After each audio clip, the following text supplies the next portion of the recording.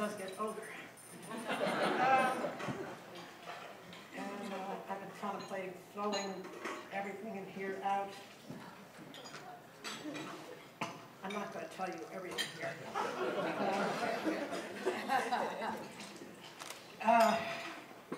You know, when they called me from Indiana to see whether they could have my papers and all that junk in my basement, I said yes.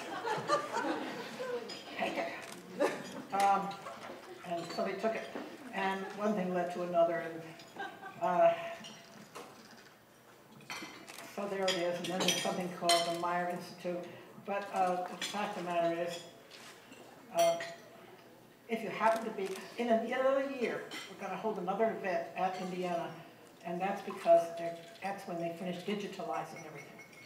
And then when the head of the archive was in New York recently for this event we had, my daughter-in-law said, I have 3 more boxes in the basement. She lives in my old house in Manhattan.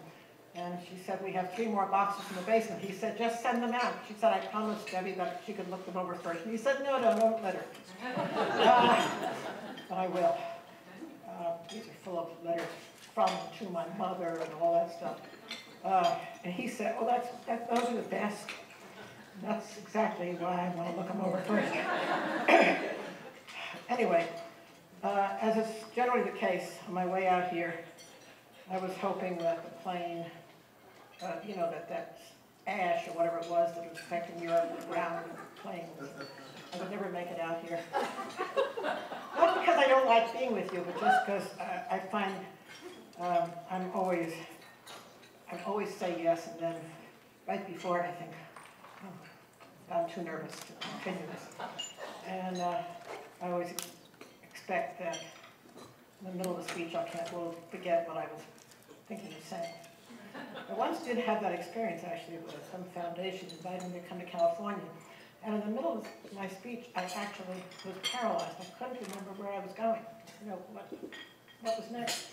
And I couldn't think of how to end it, and I fumbled on and finally ended. And I got more praise for that speech than anything I've ever done since. And it reminds me that people really aren't listening.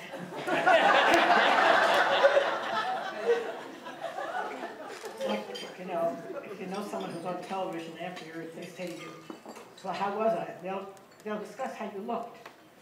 They say, oh, that dress was very good. And your hair looked excellent. And they say, I know, but what about what I said? Oh, I'm sure that was fine. So that's what I discovered teaching, that probably almost everything was more important than what I said. And that's hopeful, in fact, because we say a lot of dumb things. And so it's not such a bad idea that kids are not always listening to you. I had another experience, for that matter, with this line.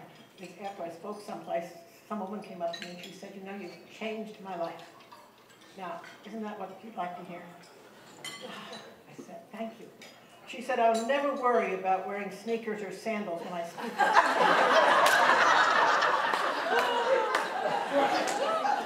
Now, you know, as someone who's always had trouble with my feet and shoes, actually, if most of my students could say something as powerful as that I've changed in their lives, it would actually justify a lot of the mistakes I made. Because having comfortable feet, right? I'm the only one. Having comfortable feet is really very important. The other thing I want to tell you to write down is my 2 friends of mine and I published a book that will be coming out about somewhere in the next month called Playing for Keeps. And it's about what the children do on the playground at Mission Hill School, focusing mostly on the 5 to 10-year-olds. And I don't know what it will be like, but it's a period of life and a way of thinking about children, which I hope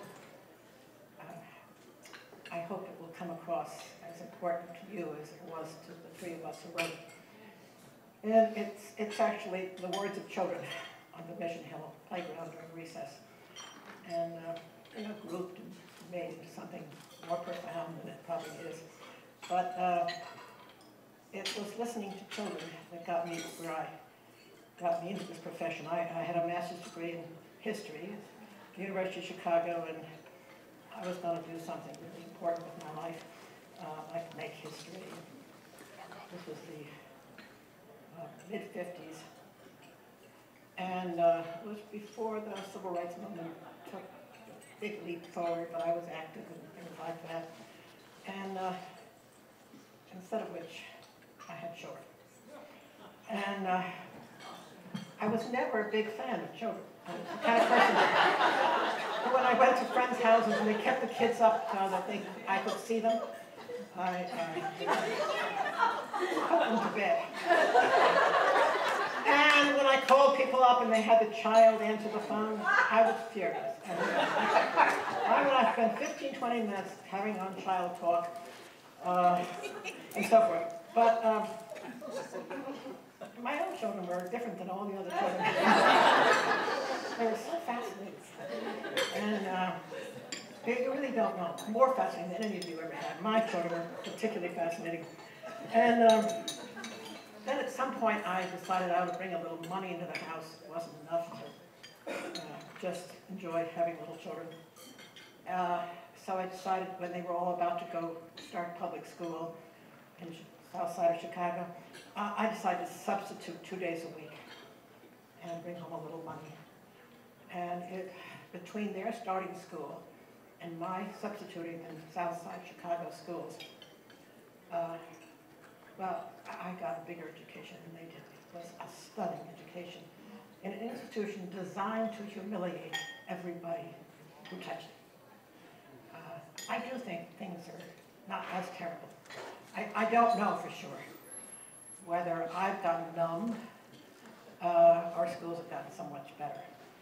But it was really, if someone sat down and thought, how can we make everybody feel humiliated and take it out on the humiliating person with a little less power than them. They must have sat up for quite a few nights and years figuring out how to do this right. And I had never been treated this way. I don't remember. People would say, well, they were treating you like children, and I thought, I wasn't treated that way as a child.